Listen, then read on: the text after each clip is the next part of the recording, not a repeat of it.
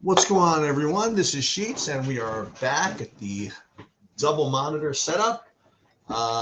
It's a very, very nice July, different change of scenery, but we are back, and hopefully, we're going to be back to the winning ways in PGA Classic golf.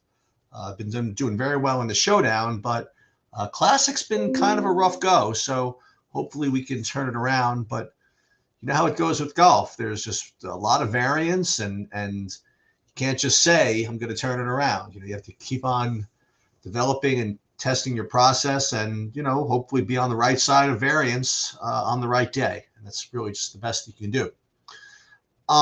So this week at the Wyndham, we have a tournament with probably even more variance than usual because it doesn't really reward distance in a very strong way. I mean, it really rewards accuracy. And whenever you have a course that is like that, to me, the variance is just even that much wider. You get guys that, that can get a little bit luckier putting, a little bit luckier putting, um, because everybody's going to be within, I don't know, like within range of the green on every shot. So you're going to get some pretty wild results. So how do we deal with that when we build? I mean, you could just, I mean, in the old days, you would say you would crank up the variance or whatever. But I guess you just have to rely on the standard deviations that you put into Saberson. I guess the same type of thing. You could go ahead and leave money on the table on purpose, but leaving money on the table on purpose is really just kind of a thing of the past. You only really want to do that when you need to get unique, and it's not really about getting unique here. I mean, you just have to, I don't know, you just have to, I don't want to say get lucky, but you have to put a nice diversified portfolio of these high variance golfers in a high variance spot in your lineups. In any case, what we're going to do is we're going to go into, hey, what's up, Joanne? Hope everything is well with you. We're going to do this in kind of a two-step process. We are going to take a look at the projections, and then we're going to do some builds. So I guess let's first do that. Let's first of all, let me share my screen,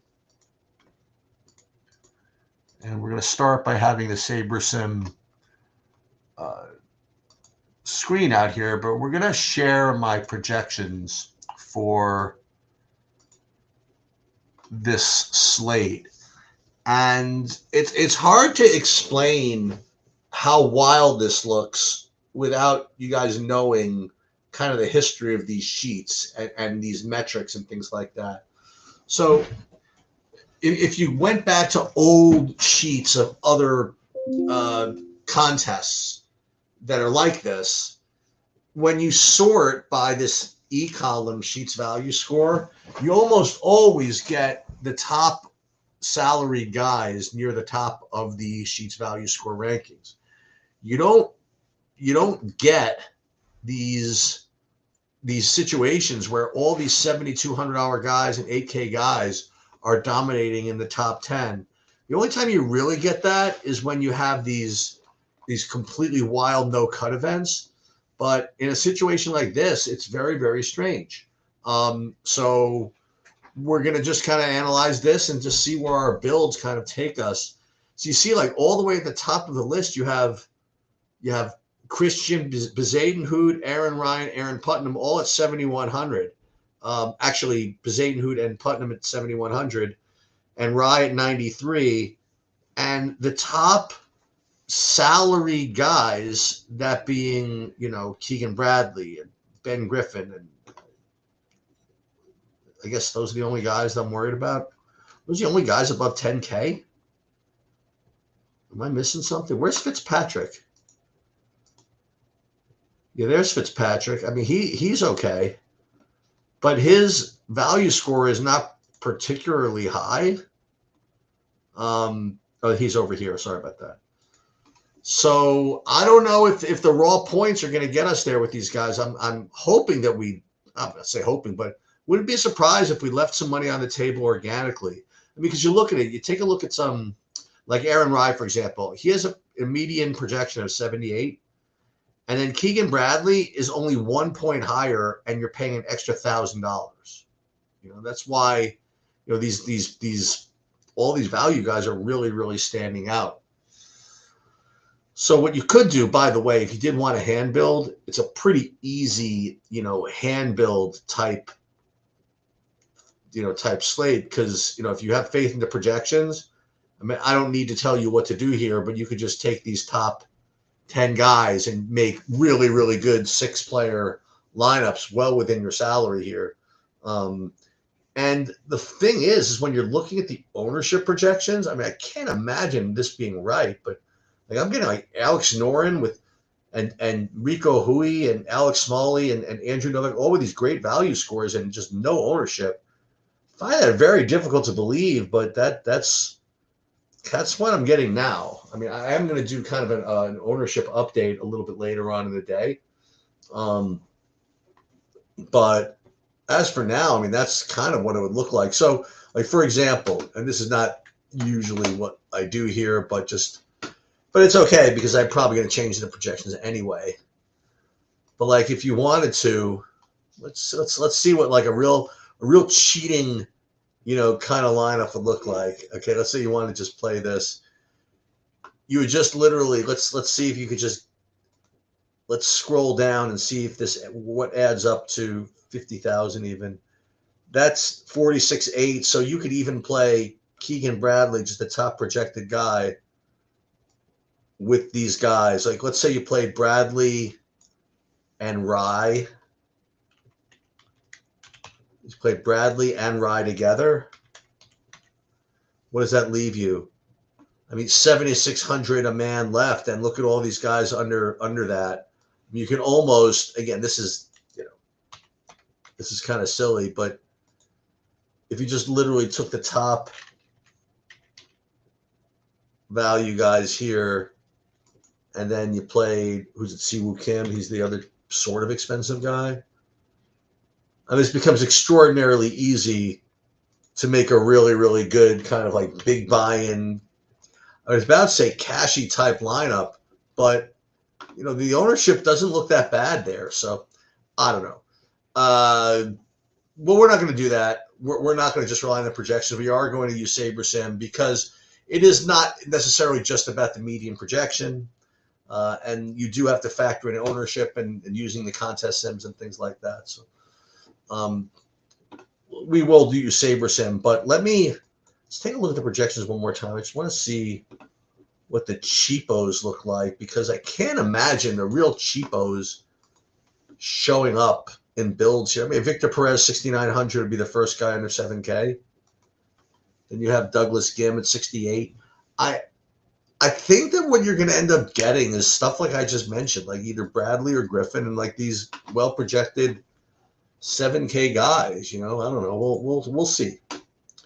So let's go ahead and do this. Let's go through the process here, and the first thing that we'll do is we will upload our contests that we're playing, and you just click this and that, and it takes it straight from DraftKings, wherever you save your files here. I have to wait for this to load. And so what it did was it loaded all 300 lineups that I was playing into here, and you'll see what I'm playing. So I'm playing 150 in the sand trap, 150 in the drive to the green, 1 in the signature hole, 1 in the driver, which is a single entry, 1 in the par 4, and 1 in this and 2 in this qualifier here.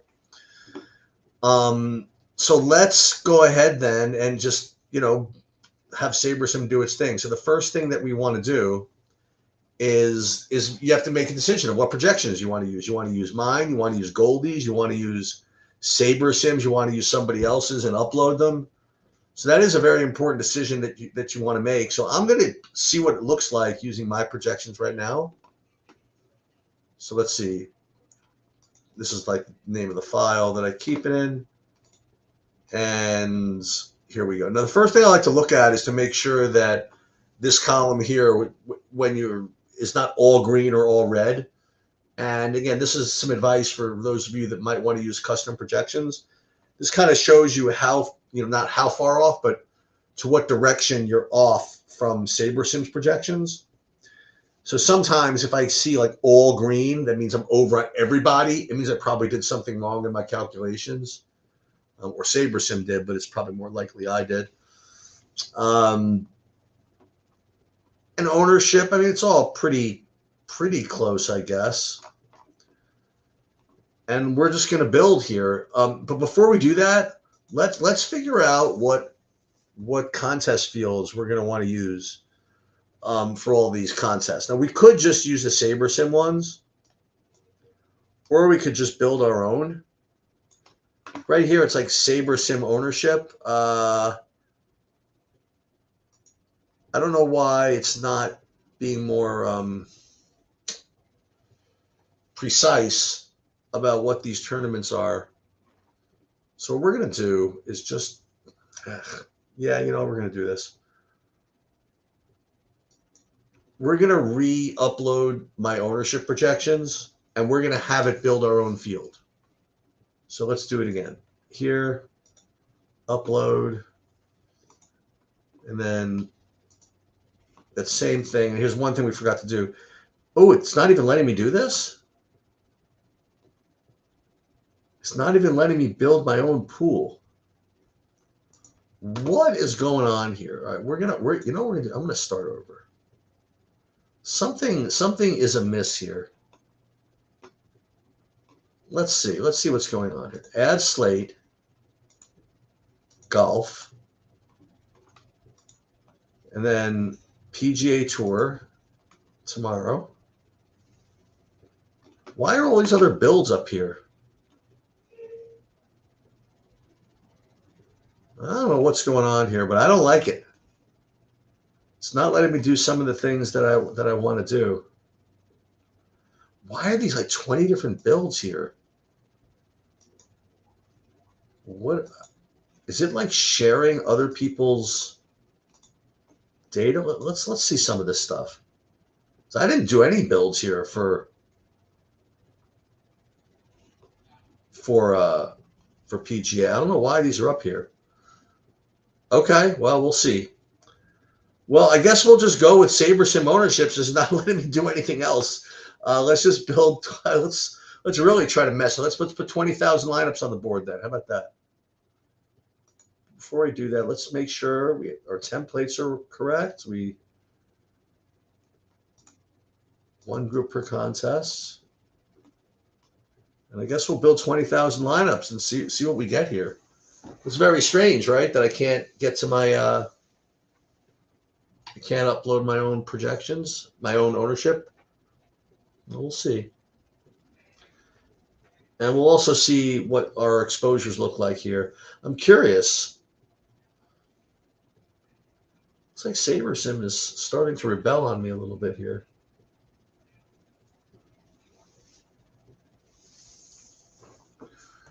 It's also a afternoon. What's going on here with SaberSim? Is it?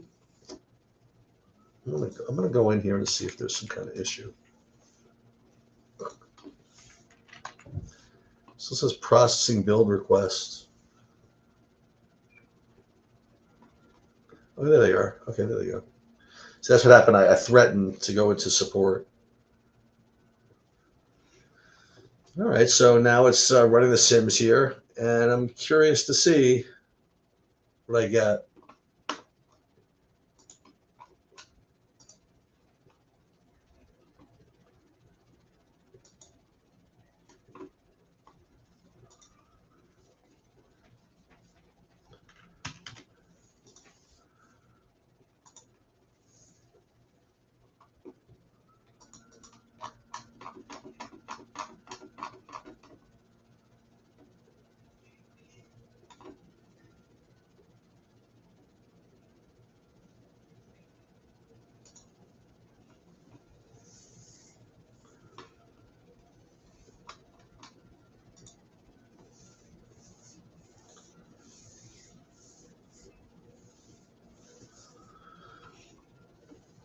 Now you'll see also that it's ordering these things in terms of in order of buy in a mouse. So the signature hole gets all the way at the top.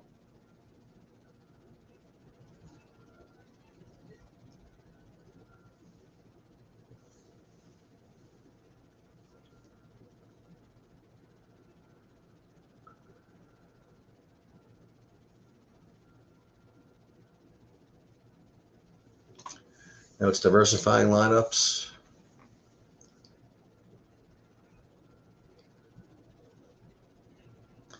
And for those of you who don't know what this is, I mean, this is SaberSim's latest update where they're trying to do a little bit better than the Min Uniques game. And you'll see, all right, right off the bat, being 38% Aaron Rye. Pretty much all the guys that I mentioned. You know, it should come as no surprise, right? If you guys project very well, you're probably going to get a lot of them. All right, so let's save to all.